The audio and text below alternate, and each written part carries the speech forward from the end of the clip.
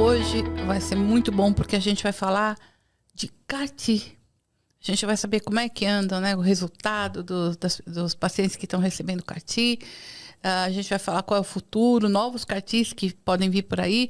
E para isso, ninguém melhor do que o Dr. Jair. Dr. Jair, obrigada por estar aqui de novo com a gente. Obrigado, Cris. Nosso parceirão aqui. Prazer é todo meu. É sempre um prazer estar aqui com você. É sempre um prazer fazer o Myeloma Cast. E, claro, falar de um tema que está muito em alta agora, né? Então, falar sobre o CAR-T, porque durante muito tempo era só a perspectiva, a expectativa da chegada, e hoje já faz parte do arsenal terapêutico para muitas doenças. Então, a gente está tendo a oportunidade de tratar os primeiros pacientes, né, lá na nossa instituição, nossa Camargo Cancer Center.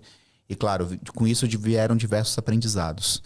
Então, acho que a gente vai poder conversar bastante sobre isso agora, até para os nossos ouvintes aí entenderem a realidade que a gente está vivendo. Porque a primeira pergunta é, já está fazendo CAR-T para mieloma? A gente sabe que começou antes para linfoma e leucemia, né? Uhum. Então, talvez a gente possa contar um pouquinho para quem está assistindo, está ouvindo ou assistindo a gente, como é que anda a resposta desses pacientes, como é que está sendo a experiência do CAR-T, porque a gente sabe que o mieloma está sendo feito no âmbito de estudo clínico, então vocês não podem compartilhar, né, o como está. Você sabe que você pode falar que está indo bem, mas não pode dar detalhes. Mas a gente pode conversar do resultado que a gente tem de outros países que estão usando e de vocês em leucemia e linfoma, né? Então, como é que está sendo essa experiência na Camargo? Bom, Cris, é o seguinte, nós já fizemos lá no Camargo 15 infusões de CAR-T. A gente está indo para a 16ª agora, que curiosamente vai ser uma infusão de paciente de mieloma no estudo clínico. Tá? Então, vale lembrar isso, que hoje para mieloma somente no contexto de pesquisa clínica. Porque ainda está com questão de preço, agora a Conitec ainda tem umas coisas. Isso, exatamente. Então a gente ainda tem alguns, vamos dizer assim, embaraços, né, do ponto de vista de acesso, que ainda não proporciona que a gente tenha disponível no âmbito comercial para mieloma, tá?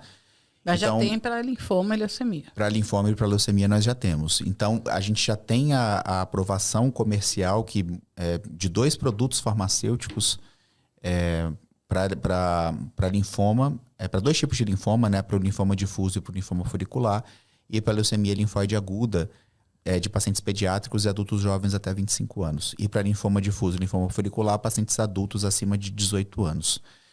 A gente já tratou 10 pacientes até o momento, lá no Camargo, com esses diagnósticos, né, dos produtos comerciais. E eu acho que a principal questão a gente sabe que funciona, os efeitos colaterais eles são manejáveis, então a gente consegue dar o suporte adequado para os nossos pacientes. Qual é o tempo médio de internação? É menos do que um transplante de medula, isso eu posso te dizer. Então o transplante de medula hoje, até o autólogo, se a gente for considerar que é por volta de 1 mês, os pacientes de CAR-T têm ficado internados mais ou menos por volta de 2 semanas. Porque eles conseguem, no caso da nossa instituição, fazer a quimioterapia preparatória em regime ambulatorial, que são 3 dias, depois mais 2 dias de descanso, depois, no dia de infundir o CAR-T, esses pacientes eles são admitidos para internação. E aí, aproximadamente 14 dias depois, 2 semanas depois, alguns pacientes até antes, alguns dias, conseguem resolver todas as complicações do CAR-T, né? A liberação de citocinas, a síndrome neurológica que pode aparecer, ou muitas vezes nem aparece. E aí esses pacientes conseguem ir de alta. A impressão que a gente tem do CAR-T ele é previsível para quando esses efeitos colaterais específicos eles acontecem e você consegue reverter mais rápido do que muitas das complicações que a gente tem no transplante de medula. Interessante. Exatamente. Isso quando a gente vive na prática você vê essa diferença, né? E aí o que acontece? A gente consegue fazer isso, a nossa equipe multiprofissional já está bem treinada, então isso daí realmente foi um motivo de muito orgulho para nós. A gente teve um evento recente do Camargo, Next Frontiers, que a gente teve a oportunidade da equipe multi mostrar como ela está treinada e como que de fato cuida desses pacientes, a jornada desses pacientes ali. Mas eu acho que o principal empecilho hoje realmente ainda é o acesso, né? Então o custo é muito alto, a gente não conseguiu chegar no melhor ecossistema ainda entre os 3 principais envolvidos, né? Então a instituição, a fonte pagadora e a indústria farmacêutica que produz esses produtos. Então tudo isso reflete numa demora para que essas terapias sejam autorizadas. Então, hoje, por exemplo, a gente tem um próprio levantamento dentro do AC Camargo que o período entre você fazer a indicação do CAR-T e esses pacientes receber está dando mais ou menos por volta aí 3 meses ou mais, né? Muitas vezes. Até alguns pacientes passando além desses 3 meses, tá? Mas por volta de. E claro que isso faz a diferença, né? Porque muitas vezes a gente é muito criterioso na seleção de pacientes em termos de você realmente indicar para o perfil que vai se beneficiar, porque a gente sabe que isso impacta no resultado. E ainda assim, aquele paciente que você selecionou com tanto carinho, né, com tanto cuidado, 3, 4 meses depois você não sabe como ele vai estar, né? Então, muitas vezes a gente vê pacientes que estavam de um jeito no momento da indicação e quando vai receber, a situação muda.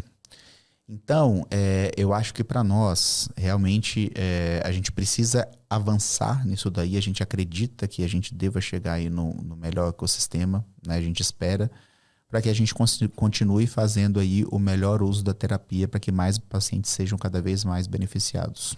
E os pacientes, desculpa, a experiência de vocês aí com leucemia e linfoma, resultados foram bons? Foram bons.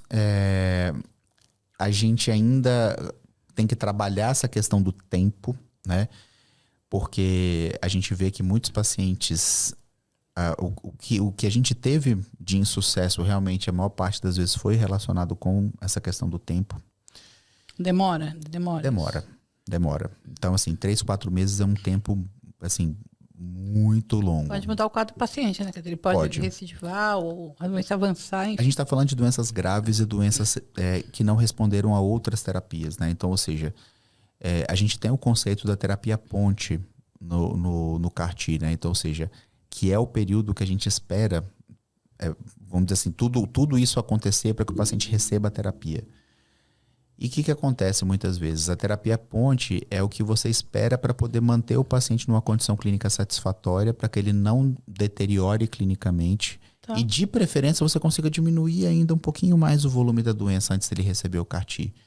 Só que às vezes é difícil você fazer isso para aquele paciente que já mostrou que não responde à quimioterapia. Então, acho que esse é o ponto principal que a gente espera avançar daqui para frente, entendeu?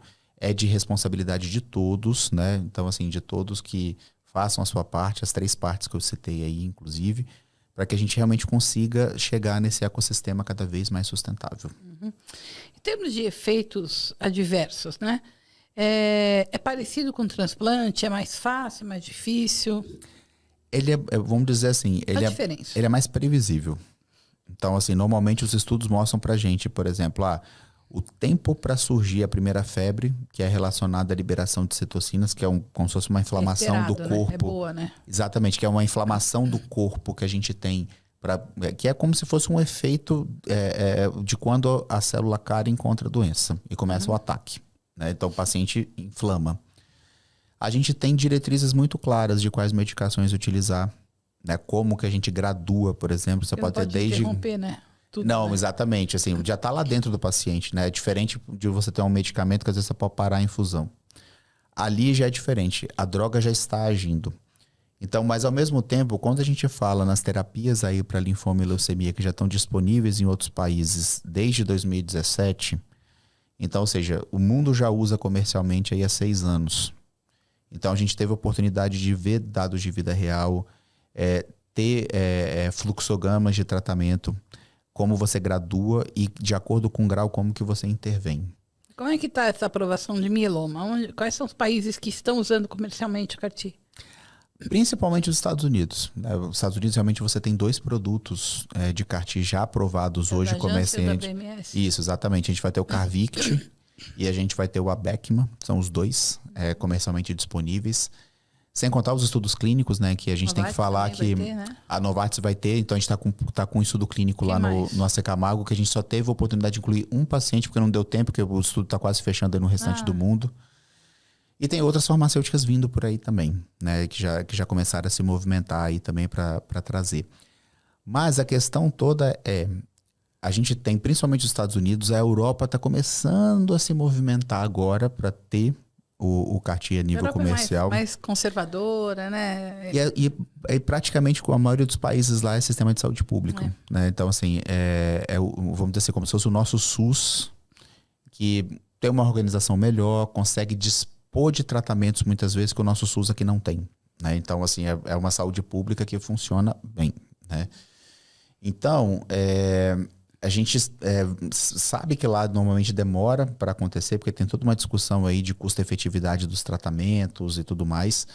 Então, a Europa vai começar agora, os Estados Unidos já começaram, né? Os Estados Unidos já estão começando a dar os primeiros resultados de vida real para a gente comparar e ver como que na prática funciona, né? Além dos resultados de estudos clínicos.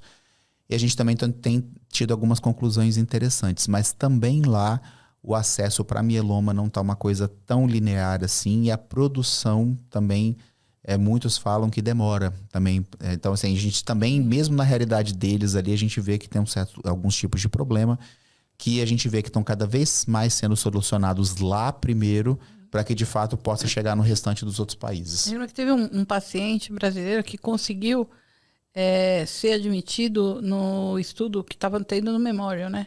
E não tinha produto. Não, então, exatamente. Isso ele não tinha 31 pessoas na frente dele. Isso. Quer dizer, como que faz, né? Difícil, né? Exatamente. Vai ter que ser... Não, claro, assim, é uma terapia que ela é trabalhosa, né? Então, então assim, ela é uma coisa muito personalizada, customizada. Então, você precisa realmente, assim, fazer a indicação naquele momento e ter a vaga para poder produzir as células. Ter uma expectativa de quando que isso vai acontecer, quando que as células voltam para o paciente, entendeu? Então, acho que antes de você indicar, você precisa planejar, entendeu? Porque a própria indicação da terapia em si mesmo, ela tem que levar em conta esse aspecto, né? O aspecto da logística como um todo, e se o paciente tolera aguardar pelo processo. E por que demora tanta produção? Porque a gente vê que isso aconteceu lá nos Estados Unidos, né, num grande hospital de Nova York, num estudo. Exatamente. Então, por que demora? É tão difícil assim manufaturar? Por que acontece? Conta pra gente. Cada célula cara é diferente da outra. Então, o que a gente vê? Então, assim, cada produto de CAR-T, ele tem suas particularidades. Uns, normalmente, você vai ver que vão demorar mais do que outros ali também. Então, claro, isso vai de encontro, principalmente, à capacidade de quem produz, né? Então, assim, acho que esse é um ponto que a gente encontra aí, tanto nos estudos clínicos quanto na prática clínica lá também, né? Então, acho que a realidade de um produto é diferente da realidade do outro produto, né? Então, os dois têm o mesmo resultado, não? Não, isso vai de acordo também com a característica dele, né? Então, assim, uns têm uma resposta melhor do que outros, muitas vezes, né? E para determinada doença, um vai melhor do que o outro. Então, acho que isso daí, quando a gente fala de linfoma, leucemia especificamente, o próprio mieloma também, a gente tem começado a ver, né, os estudos vindo para linhas mais precoces, alguns produtos, né? Que hoje, normalmente, é para quem já teve pelo menos 3, não é? Se a gente for colocar a bula do FDA, sim, na verdade seria para pacientes, na verdade, que já tiveram 4 linhas prévias de tratamento. E ficaram refratários. Isso, exatamente. E claro, que foram expostos às 3 principais classes de drogas, né? Que a gente tem disponível hoje, né? O anticorpo monoclonal anti-CD38, inibidor de proteasoma e imunomodulador. Além da exposição, ainda 4 linhas prévias. Saiu um estudo agora recente, Cris, na ASCO, e que foi reapresentado, né, nos congressos aí do meio do ano, então, principalmente no IRA, que é o Congresso da Sociedade Europeia, e a ASCO, que é da Sociedade Americana de Oncologia Clínica, mostrando que o Cilta-cel, que é o Carvykti da Janssen, que está aguardando aprovação comercial e que já tem a aprovação Anvisa e até da própria ANS agora também, mas que ainda está aguardando a produção em si mesmo, mostrando que esse produto de CAR-T, na segunda linha, muitas vezes, para os pacientes que são considerados refratários à lenalidomida, que foi esse o critério que o estudo adotou, na segunda linha, ele já pode ser bastante eficaz e pode beneficiar bastante pacientes. Então, ou seja, como a gente vê em muitas terapias, né? Então, por exemplo, você identifica a necessidade médica não atendida em pacientes que são muito refratários, né? Muito politratados. E aí, naturalmente, a gente começa a se perguntar, mas e se a gente indicar mais precoce? Então, assim, como muita coisa, o daratumumab foi assim. O daratumumab, no início, era só para pacientes refratários, até você chegar na realidade agora de você utilizar na primeira linha. E aí começa também com o CAR-T, né? Então, antes, 4 linhas prévias, né? O CAR-T-TUD1, que é o estudo que levou à aprovação, a mediana de linhas prévias eram de 6. Né? Então, ou seja, você traz isso para uma linha... Tratado, exatamente, paciente super tratado, paciente que conseguiu sobreviver para poder chegar ao estudo, né? Isso é muito importante. E aí agora você mostrar que você consegue, né, indicar na segunda linha ou na terceira, por exemplo, linhas mais precoces, realmente faz a diferença, né? Já está mostrando que o resultado ele é melhor, ainda mais que esse daí já fez a comparação ainda com as principais opções de tratamento que a gente tem à base de quimioterapias, com os novos agentes, inclusive, para esse perfil de paciente. E aí a gente tem o estudo, né, que lá no AC Camargo hoje, né, o CARTITUDE 5, que é ainda mais audacioso, né? Que é mostrar para os pacientes que são considerados inelegíveis ao transplante autólogo, que eles podem fazer o CAR-T depois de uma sequência inicial de tratamento e que isso, de fato, pode ainda os resultados serem melhores. Só que a gente ainda não tem esse resultado. O estudo ele ainda está aberto, pacientes ainda estão sendo incluídos, né, aqui com a gente, aqui no AC Camargo, nos outros centros brasileiros. O critério é muito rígido, né? É estudo clínico, né? Então, assim, acaba que... A gente recebe, às vezes pacientes entram em contato, aí pode deixar que eu falar com o Dr. Jair, né? Mas existe um rigor, né? Quer dizer, o que é não ser elegível ao transplante? Porque no começo podia não querer o transplante também, agora não pode mais, né? Isso, exatamente. Porque, assim, você tem diferentes perfis de pacientes para você compor o que a gente chama da coorte. O que é a coorte? É a população do estudo, né? Uhum. E aí você precisa equilibrar. Né? Então, assim, tem que ter uma boa representatividade daquelas populações que você quer testar ali de fato, né? Então, se uma população encheu muito rápido, você precisa da outra, né? Então, aí, realmente, a seleção começa a ficar cada vez mais rigorosa quando o estudo vai chegando ao fim. E aí, o que acontece? Então, hoje está aberto para pessoa que não é elegível ao transplante. Quer dizer, ou por idade, ou por alguma comorbidade, uma outra, né? Sim, exatamente. Pacientes que não são candidatos, de fato, ao transplante. Entendi. E aí o que tudo acontece? Isso é checado, né? Não basta o médico falar, tem que ser tudo comprovado. Não, tem que ser comprovado. Existe um time médico central do estudo, que está lá nos Estados Unidos, né? Que a gente tem que se reportar a eles também. Para cada paciente que a gente inclui, eles analisam de uma maneira bem minuciosa. Se tem dúvida, eles nos questionam também. Colhe exames que vão para lá, para os Estados Unidos, para eles realmente comprovarem, né, os critérios da doença que precisa entrar no estudo. Então, tudo isso é importante. Mas, assim, é um estudo audacioso, né? Porque ele quer mostrar que o CAR-T ele funciona na primeira linha e ainda para pacientes que você não iria transplantar. Ou seja, para mostrar que você não ser elegível ao transplante de medula não é a mesma coisa do que não ser elegível ao CAR-T. E hoje, tendo a oportunidade de tratar pacientes com CAR-T, claro que na realidade de linfoma e leucemia, a gente vê que realmente tem as diferenças, né? O transplante de medula óssea autólogo, muitas vezes, ele tem um perfil de efeito tóxico que é diferente do CAR-T, né? E que a gente vê que muitos pacientes numa idade mais avançada acabam não tolerando pela questão de envolver dose muito alta de quimioterapia, né? Então, o melphalan em altas doses, ele provoca um efeito tóxico importante que muitas vezes não é tão bem tolerado para pacientes acima de 70 anos, né? Claro que se a gente for seguir, por exemplo, a portaria do Ministério da Saúde hoje, nos autoriza a gente fazer até 75 anos, no SUS inclusive, né? Mas ao mesmo tempo, nessa faixa etária, a gente tem que individualizar bem, analisar bem, examinar muito bem cada paciente para a gente definir realmente que eles são candidatos. E naturalmente, isso no contexto de saúde suplementar, quando você tem outras opções, ou seja, mais drogas para utilizar, entendeu? E tudo mais, você acaba não forçando tanta barra para transplantar assim, né? Mas o CAR-T já está querendo mostrar diferente, né? O CAR-T está querendo falar assim, não, mas mesmo esse perfil aqui, né? Então vamos dizer assim, os pacientes acima de 70 anos, você pode dar o CAR-T, ele funciona e ele é bem tolerado. Então é isso que o estudo está querendo mostrar pra gente. E vamos esperar aí quando sair o resultado, né? Qual que é mesmo o estudo?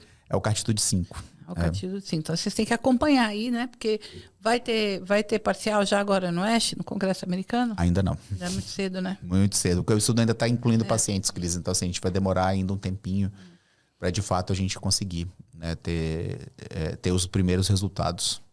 Como que você está vendo, então, toda essa nova terapia gênica, né? Uhum. Que a gente fez um podcast com a Aline, que é a gerente da BHH.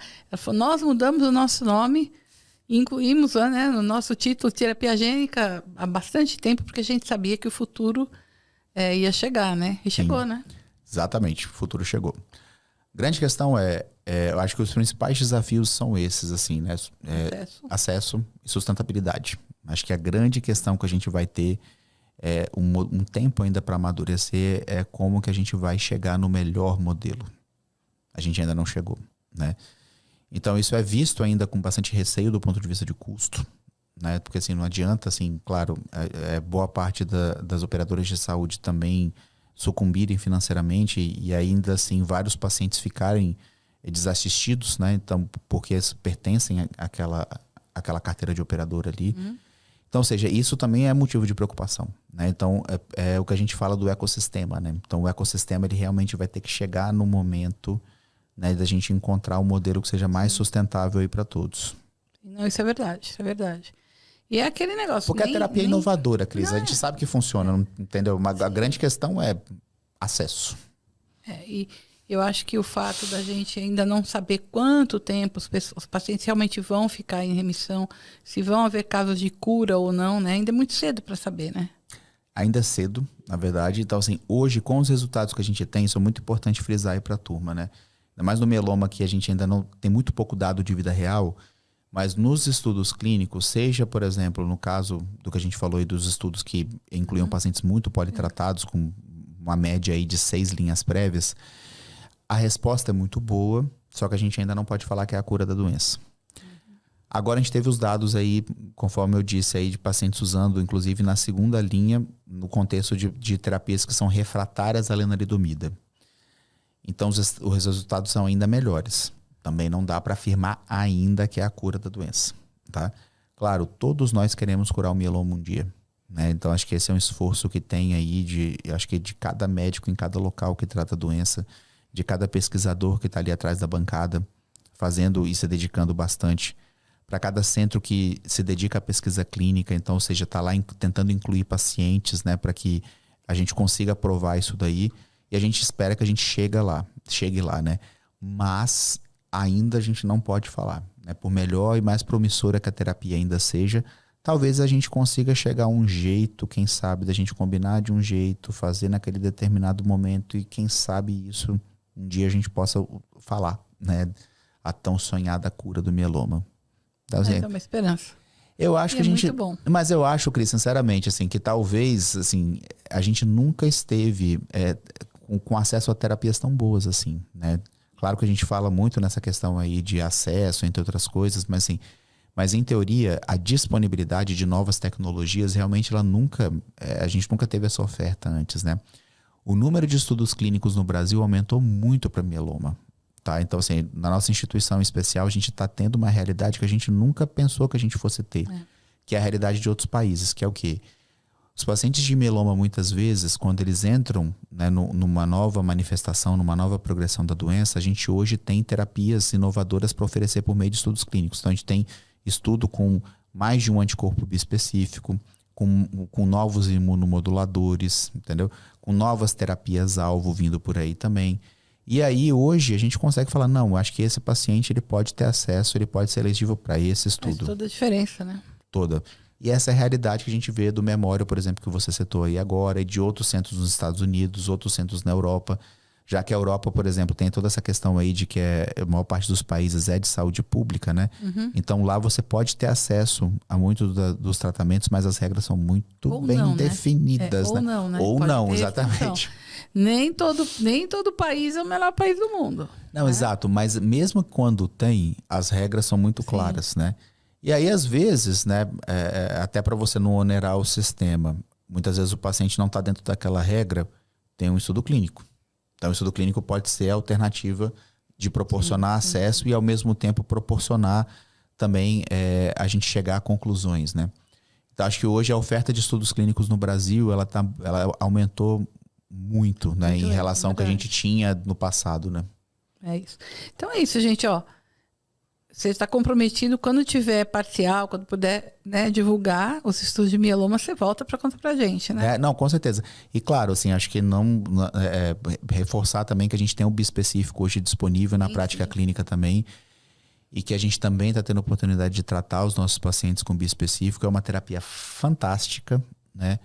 Seja fazer o bispecífico no estudo clínico ou mesmo os primeiros comerciais que estão começando agora. Então, eu acho que é uma modalidade de tratamento que muitas vezes converge na mesma indicação do paciente de CAR-T. Então, hoje, a gente fala o seguinte, a gente ainda não tem disponível comercialmente o CAR-T. Ok, mas o bispecífico está aí. E o bispecífico também é uma inovação, também é uma modalidade diferente de tratar, é uma nova imunoterapia. E, de fato, a gente tem visto aí que tem mudado também a história de muitos pacientes que estão tratando.